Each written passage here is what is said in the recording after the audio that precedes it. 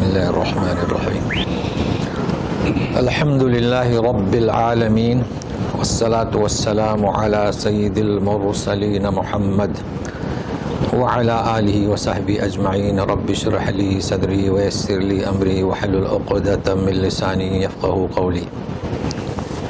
تو ہمارا آج کا درس جو ہے سورۃ الفجر۔ اعوذ باللہ من الشیطان الرجیم، بسم اللہ الرحمن الرحیم، والفجر ولیال عشر والشفع والوتر واللیل اذا یسر۔ یہ قسم ہے، واو جو ہے پہلا قسمیہ ہے۔ والفجر یعنی اور ترجمہ نہیں کریں گے بلکہ فجر کی قسم۔ اب دوسرا جو ہے واو، وہ واو عطف ہے۔ عطف کے مطلب کیا؟ یہ پہلے کے حکم میں اور 10 راتوں کی، تو کیا اور 10 راتوں کی قسم، یعنی یہ واو وہاں بھی لگے گا۔ جفت کی اور تاک کی، شف جفت اور تاک، اور رات کی بھی قسم، تو فجر کی آخر میں رات کی۔ اذا یسر، جب۔ اب اس کے معنی کیا کیے جائیں؟ فجر کے معنی تو ٹھیک ہے کہ جب پو پھٹے، صبح صادق، دن کی روشنی، 10 راتیں اور جفت اور تاک۔ اصل میں یسر سیر سے ہے، تو جو آدمی سیر کو جا رہا ہے وہ بھی یسر، اور سیر سے آ رہا ہے وہ بھی سفر سے واپس آیا۔ تو واللیل اذا یسر یعنی جب رات رخصت ہو جائے بھی صحیح ہے، یا ہے کہ جب رات نمودار ہو جائے۔ تو جب فجر یعنی دن کی وہ پھٹے، دن کی روشنی نمودار ہو جائے، اور ایک رات کی روشنی اندھیری نمودار ہو جائے، یا ہے کہ دن کی روشنی نمودار ہو جائے تو رات جانے کی تیاری میں، وہ دونوں ہی معنی صحیح ہیں اور کیے ہیں۔ البتہ 10 راتیں کون سی؟ سبھی جانتے ہیں 10 راتیں، مگر جو میں خاص آج جو بات بتلا رہا ہوں کہ یہ 10 راتیں سب لوگ اہتمام کرتے ہیں ہم لوگ، اور وہ صحیح ہے کہ ذی الحجہ میں روزہ رکھتے ہیں، عبادت کرتے ہیں، تو بہرحال 10 دن تو روزہ نہیں رکھ سکتے نا، اور اس لیے ہم عبادت کرتے ہیں کہ نبی کریم صلی اللہ علیہ وسلم کا ارشاد ہے کہ ان راتوں میں، ان دنوں میں عبادت کریں، تو روزہ عبادت میں آیا، اس لیے روزہ رکھتے ہیں تاکہ کام بھی ہو اور روزہ بھی ہو۔ اب دیکھیے شعبان میں تو نصف شعبان کو روزے کی حکم ہی نہیں، عبادت کا ہی حکم نہیں ہے، تو روزہ بھی نہیں رکھ سکتے، مگر عبادت میں سب کچھ آتا ہے۔ لیکن ایک بات نوٹ کر لیں، مفسرین نے بالکل صحیح لکھا ہے کہ یہ 10 راتیں کون سی؟ ذی الحجہ کی، ٹھیک ہے، مگر انہوں نے یہ نہیں کہا کہ نبی کریم صلی اللہ علیہ وسلم نے فرمایا۔ یہ لوگوں میں مشہور ہو جاتا ہے، آپ صلی اللہ علیہ وسلم نے یہ ضرور فرمایا، مگر یہ نہیں فرمایا کہ یہ 10 راتیں وہ ہیں، اس کو نوٹ کر لیں۔ چنانچہ بعضوں نے ترجمہ کیا ہے کہ رمضان کی 10 راتیں، لیال عشر، تو یہ گنجائش ہوتی ہے، چونکہ حدیث بالکل صحیح ہے، مگر حدیث میں یہ نہیں ہے کہ یہ 10 راتیں کون سی۔ تو ہم جو عبادت کرتے ہیں وہ حدیث کی روشنی کے مطابق عبادت کرتے ہیں، مگر یہ آپ کو معلوم ہونا چاہیے، اور اسی لیے ہم زور دیتے ہیں کہ 2-3 تشریح آپ رکھیں گے، تو کسی نے رمضان کے پہلے 10 دنوں کی، کسی نے رمضان کے درمیان کے، کسی نے آخری عشرے کی، اور کسی نے کہا ہے کہ، مگر کسی نے یہ نہیں کہا، منسوب آپ صلی اللہ علیہ وسلم کی طرف نہیں کیا۔ شفع آپ جانتے ہیں کہ جس کی تقسیم برابر ہو سکے، 4 کے 2 یعنی 6، اور وتر یعنی وطر تقسیم نہ ہو سکے، اور اس کے بارے میں ہم بیان کر چکے ہیں کہ ہم جو ہے نماز کو، آپ فجر کی بھی لیجئے، دن کی نماز لیجئے 5 وقتہ کی، تو مغرب میں ہم اپنی فرض نماز کو وطر کر دیتے ہیں، مغرب نے 3 پڑھ لیا نا، وطر ہو گئی۔ اسی طرح کی سنتیں پڑھتے ہیں تو آپ حساب لگائے، ظہر کے پہلے 4، بعد میں 4، فجر کے پہلے کی 2، اور عشاء کے بعد کی 2، اور پھر 3 وطر، تو یہ بھی 17 ہو جاتی ہیں۔ بلکہ آپ زیادہ پڑھیں، کوئی مسئلہ نہیں، عصر کے پہلے پڑھیں، لیکن سوال یہ آتا ہے کہ یہ کیسے پڑھیں وطر یعنی؟ تو ہمارے جہاں جہاں دروس ہوتے ہیں تو جو لوگ اپنے حلقے میں شامل ہیں وہ تو بات کو سمجھتے ہیں، مگر کبھی کبھی بلاتے ہیں نا, کوئی پروگرام ہوتا ہے وعظ و نصیحت, وہ نہیں سمجھ پاتے. وہ اس لیے نہیں سمجھ پاتے کہ یہاں پر جو وطر کی نماز پڑھی جاتی ہے وہ 2 سلام سے سلام پھیر دیتے ہیں اور پھر 1 رکعت پڑھتے ہیں. تو سوال یہ ہے ذہن میں, یعنی کنفیوژن یہ ہے کہ 2 رکعت جب آپ نماز پڑھتے ہیں تو وطر نہیں ہوئی وہ. بھائی وطر کے معنی کیا؟ تقسیم نہ 1 یا 3, تقسیم نہ ہو سکے. سمجھ میں نہیں آ رہا انہیں, یہ میں آج سمجھانا چاہتا ہوں. تو کیا ایسا کیسے؟ پھر دیکھیے, پہلی بات یہ ہے کہ ہم جو کہتے ہیں نا کہ وطر پڑھیں, یہی غلط ہے, اس وجہ سے سمجھ میں نہیں آتا ہے. کبھی بھی کلام پاک میں یہ نہیں کہا گیا کہ نماز پڑھو ہے. قرآن کے بارے میں اقرؤ فقرؤ ہے نا, تو نماز قائم کرو. اچھا, وطر کے بارے میں کیا ہے؟ نبی کریم صلی اللہ علیہ وسلم نے فرمایا کہ جب آپ کھڑے ہوں نماز کے لیے, جیسے کہ تہجد پڑھنا آپ کو 8, آپ نے 2 پڑھ لی اور کچھ محسوس ہوا, اوتر, یہ حکم ہے. یعنی کیا؟ اس کو طاق کر دو, وطر کر دو. یہ کہاں فرمایا کہ وطر پڑھو؟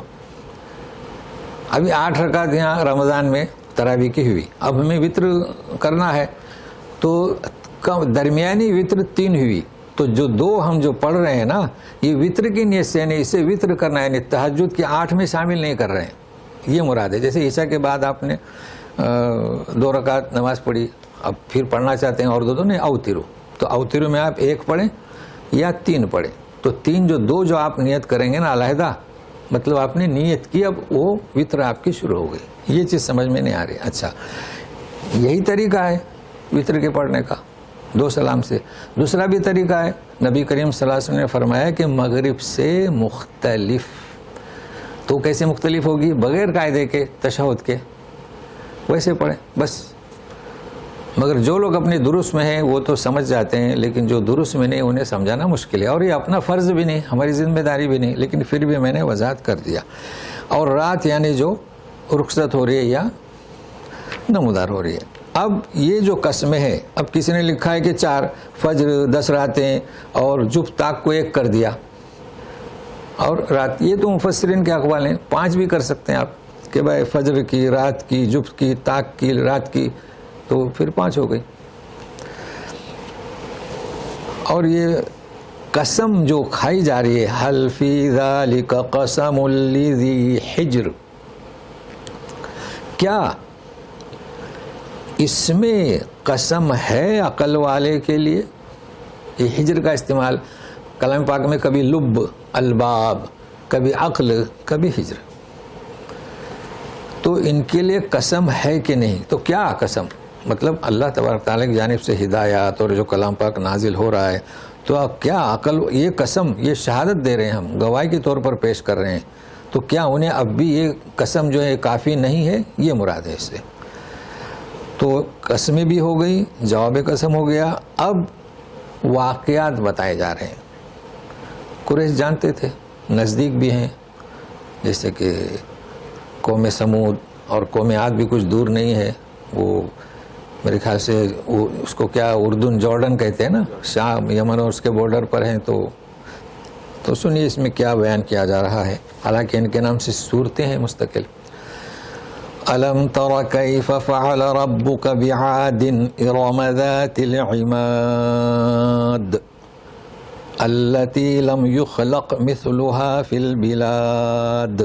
اب یہ بعادن, چونکہ ارم کا یہ حمزہ اصلی ہے اس لیے اسے پڑھا گیا.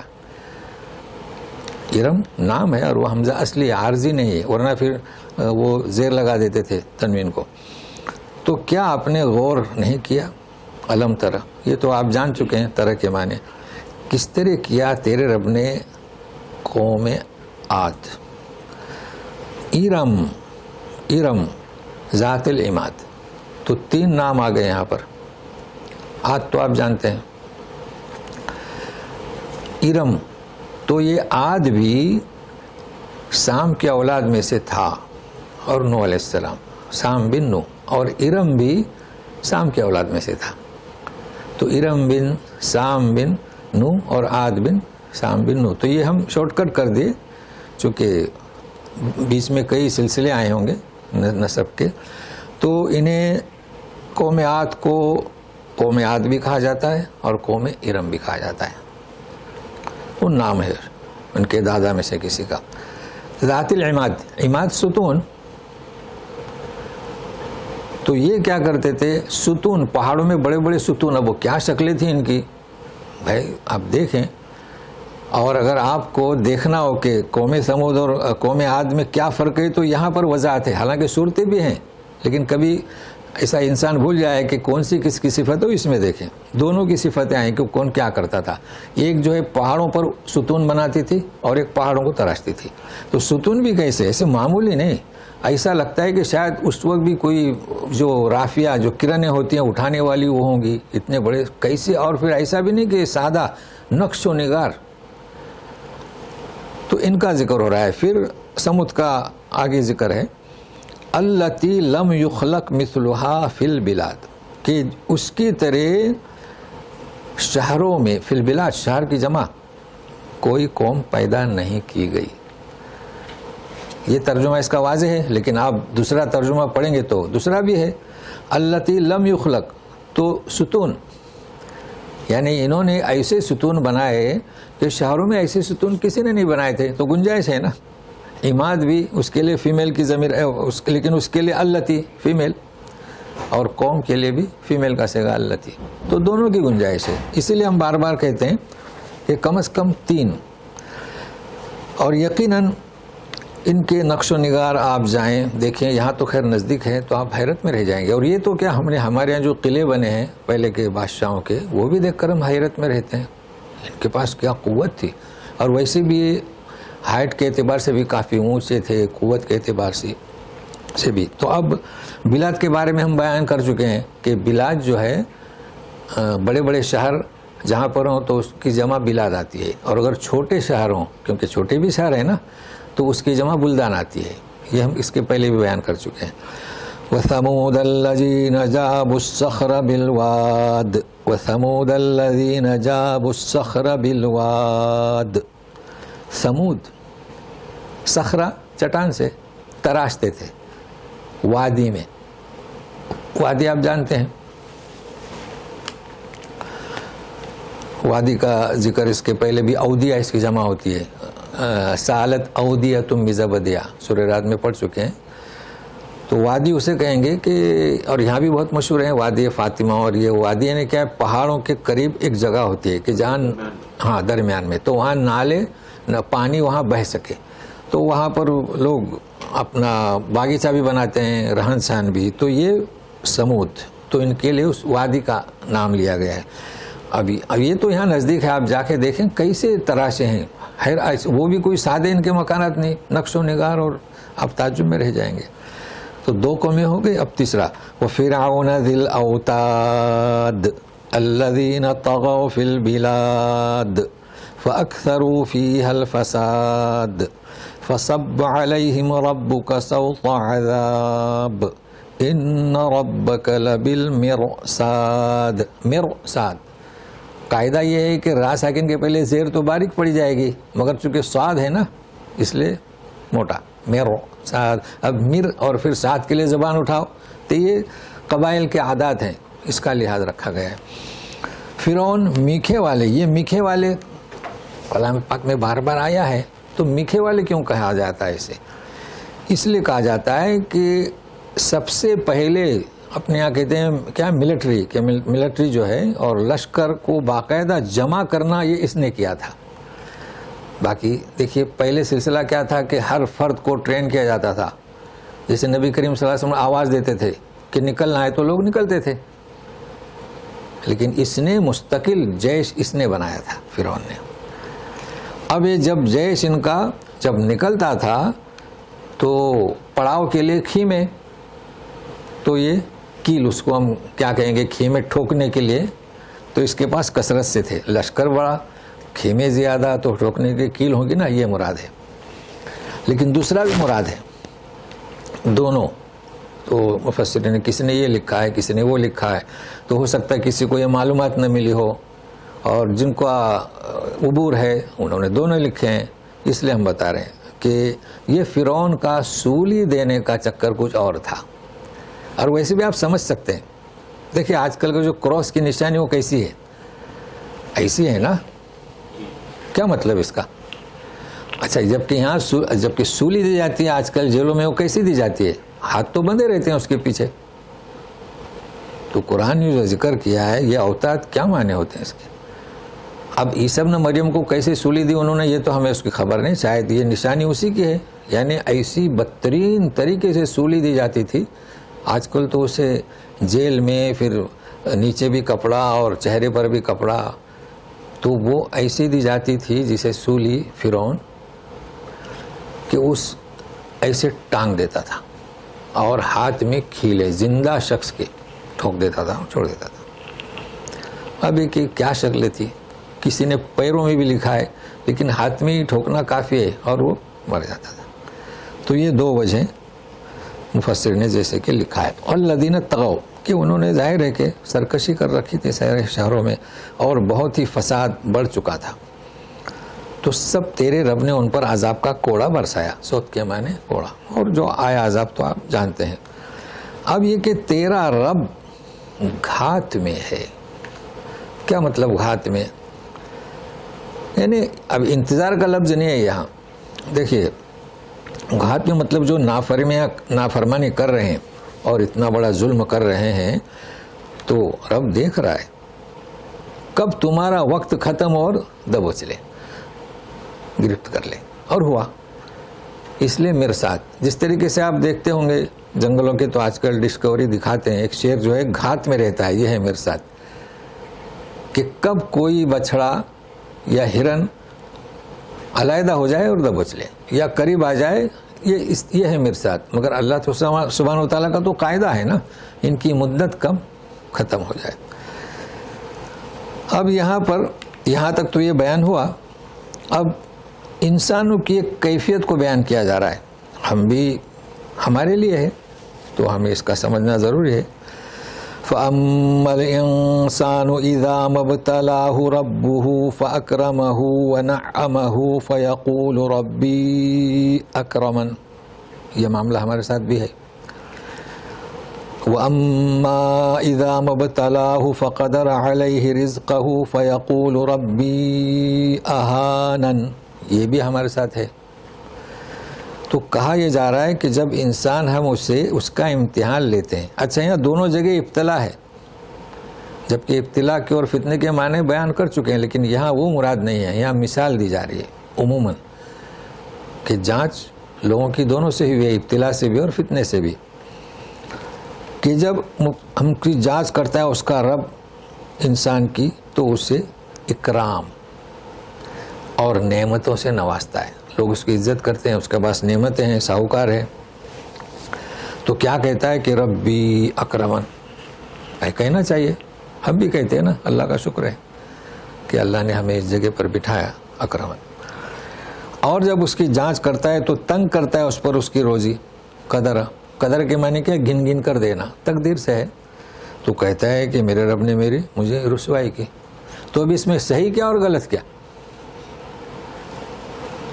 پھر کلا تو خیر آگے، لیکن مطلب کیا ہے اس کا؟ اللہ تعالیٰ نے ہمارے ساتھ اکرام کیا، ہم نے کہا کہ اکرمن، اچھی بات ہے. بجائے اس کے کہ ہم یوں کہیں تو یہ میرے ہنر کا نتیجہ ہے، یہ اچھی بات ہے نا. تو اس کو ذہن میں رکھیں. مطلب یہاں یہ چیز اس لیے نہیں بیان کی جا رہی ہے کہ یہ وہ جو کہہ رہا ہے کہ اکرمن، نہیں، یہ بہت اچھی بات ہے. اچھا جب کسی کو مفلسی ہوتی ہے تو وہ بھی کہتا ہے کیا کریں، اللہ تعالیٰ نے اس طریقے سے ہماری تقدیر بنائی ہے. ہم یہ بھی کہتے ہیں ہم تو ساہوکار نہیں بن سکتے نا، تو یہ بھی ہم کہتے ہیں. تو اس میں بھی کیا بری بات ہے؟ ہاں تو یہ دونوں صحیح ہے بات. اگر ہم مبتلا ہیں بیماری میں، لوگ کہتے ہیں کیا کریں گے، اللہ کی طرف سے ہے، کہتے ہیں نا. ابھی آج کل وبا چل رہی ہے، اللہ کی طرف سے ہے. تو اسے سمجھیں کہ اللہ تعالیٰ جو آگے نفی کر رہے ہیں کلا، وہ کس کی کر رہے ہیں، یہ سمجھنا ہے. بھائی انسان کہے کہ اللہ نے جو ہے اس میں مبتلا کیا ہے، مگر اس نیت سے نہ کرے جیسے کیا کرے، ہم کو تو اللہ نے رکھا ایسا، ہمارا اس طریقے سے نہ کہے. اور اگر کسی کو اللہ نے عزت دی ہے تو وہ بھی قارون کی طرح نہ کہے.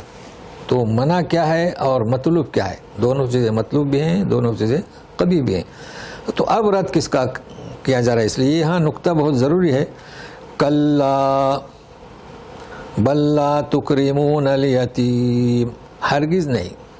مطلب ہم تمہیں اکرام سے نوازتے ہیں، مصیبت میں بھی ڈالتے ہیں، اس کے باوجود بھی تم راہ ہدایت پر نہیں آ رہے ہو، ہماری نصیحتیں قبول نہیں کرتے. اس کی وجہ کیا ہے؟ کیا سبب ہے؟ جو تم سمجھ رہے ہو ایسا ہرگز نہیں، بلکہ تم یتیموں کا اکرام نہیں کرتے. اب دیکھیے ربط سمجھ میں نہیں آتا یہاں پر. اکرام کریں یتیموں کا. وَلَا تَحَاضُّونَ عَلَىٰ طَعَامِ الْمِسْكِينِ، اور مسکین کو کھانا کھلانے پر ابھارتے نہیں. یہ بھی کئی دفعہ ہو چکا ہے. مسکین کے کیا معنی یہ بھی جانتے ہیں سب. وَتَأْكُلُونَ التُّرَاثَ أَكْلًا لَمًّا، تأکل ابھی تو ہمارے سارے درس والے تأکل پڑھتے ہیں نہ کہ تاکل. اور تراث وراثت سے. اکلا لما یعنی کیا؟ اکلن اکلا، یعنی وراثت کا مال تم سمیٹتے ہو. یہ اکثر کہاں ہوتا تھا کہ بھائی انتقال ہو گیا، اب بچے ہیں تو یہ اس کا چچا ہے نا، اب وہ اگر نادار ہیں سمجھ رہے ہیں تو ان کا مال خیال ہی نہیں رکھتے تھے وراثت کا. یہ ہوتا تھا. اور کس سے آپ جانتے ہیں نبی کریم صلی اللہ علیہ وسلم کے زمانے کے یتیم آئے شکایت لے کر. وَتُحِبُّونَ الْمَالَ حُبًّا جَمًّا، یعنی حباً حبا، اور کثرت سے مال سے محبت کرتے ہو. تو جسے مال سے محبت ہے وہی یتیموں کا مال سمیٹے گا، اور وہی مسکینوں کو کھانے پر نہیں ابھارے گا. اور جب ابھارے گا نہیں تو وہ کھلائے گا کیا؟ اب پھر وہی کلا، اور یہ ہم بتا چکے ہیں کہ آپ رک بھی سکتے ہیں، ملا بھی سکتے ہیں. کلا اذا دکت الارض دکن دکا، دکن دکا، کوٹ کوٹ کر زمین جب ریزہ ریزہ کر دی جائے گی. اب ظاہر ہے کہ قیامت کے دن ہوگا، یعنی یہ جو نشیب و فراج، نیچ اور اونچ جو ہوگا نا، یہ ختم ہو جائے گا. یہ کیوں ہوگا؟ کیونکہ حشر کو یہیں قائم ہونا ہے، سارے لوگوں کو جمنا ہے. لوگ سمجھتے ہیں کہ حشر یعنی کہاں جائیں گے؟ اسی زمین پر حساب کتاب. وَجَاءَ رَبُّكَ وَالْمَلَكُ صَفًّا صَفًّا، اور آئے گا تیرا رب. ملک یعنی جن، سارے فرشتے سب بصف. اب یہ کہ ہم نہیں سمجھ سکتے کہ رب کیسے آئے گا، نہیں سمجھ سکتے، لیکن یہ کہ فرشتے سب بصف کھڑے ہوں گے. وَجِيءَ يَوْمَئِذٍ بِجَهَنَّمَ يَوْمَئِذٍ يَتَذَكَّرُ الْإِنسَانُ وَأَنَّىٰ لَهُ الذِّكْرَىٰ، جہنم کو بھی لایا جائے گا. دیکھیے وجیء اصل میں وجہ کے معنی لائی جائے گی، جہنم تو اب لایا جائے گا با کی وجہ سے. اس دن انسان نصیحت حاصل کرے گا. اب وہ ترجمہ نہ کرے، اور یعنی اس وقت انسان کو وہ سمجھ جائے گا، یتذکر یعنی کہ ہماری غلطی تھی. تو وَأَنَّىٰ لَهُ الذِّكْرَىٰ، اب کیا فائدہ دے گی اسے نصیحت؟ اب کچھ بھی فائدہ نہیں دے گی. تو اس کو اکثر ہم کہتے ہیں واو حالیہ. تو وہ اب سمجھ میں نہیں آتا حالیہ کیا ہے. تو حالیہ کا مطلب کیا؟ وہ حالت بتلا رہا ہے. تو دیکھو حالت بتلا رہا ہے کہ رب اور فرشتے سب بسب محشر میں ہم کھڑے ہیں، جہنم بھی کھینچ کر لائی جائے گی. جیسے کہ حدیث میں ہے کہ جو مجرمین ہیں انہیں بتانے قریب لائی جائے گی. وہ کیسے لائیں گے؟ مگر ایک چیز تو سمجھ میں آتی ہے، اس وقت وہ چونکے گا اور سمجھ جائے گا. یتذکر الانسان وَأَنَّىٰ یعنی کیا؟ اب کیا نصیحت اسے فائدہ دے گی؟ اب کاہے کی نصیحت؟ یقول یا لیتنی قدمت لحیاتی، کہے گا کہ کاش کہ میں اپنی زندگی کے لیے کچھ بھیجتا اس زندگی کے لیے. فَيَوْمَئِذٍ لَا يُعَذِّبُ عَذَابَهُ أَحَدٌ، ہاں اب اس دن اس کی طرح کوئی بھی عذاب نہیں دیتا، کیونکہ دنیا میں اگر کتنی بھی تکالیف ہوں وہ ختم ہونے والی ہے، یا وہ خود مر جاتا ہے یا سزا دینے والا. وَلَا يُوثِقُ وَثَاقَهُ أَحَدٌ، وثاق مضبوطی. بقرہ میں سورہ آیت الکرسی کے بعد والے آیت فقد استمسک بالعروۃ الوثقی، مضبوطی سے. اور اللہ تعالیٰ کی جیسے گرفت کو ہی نہیں کرتا، ایسی گرفت کے بھاگ ہی نہیں سکتے.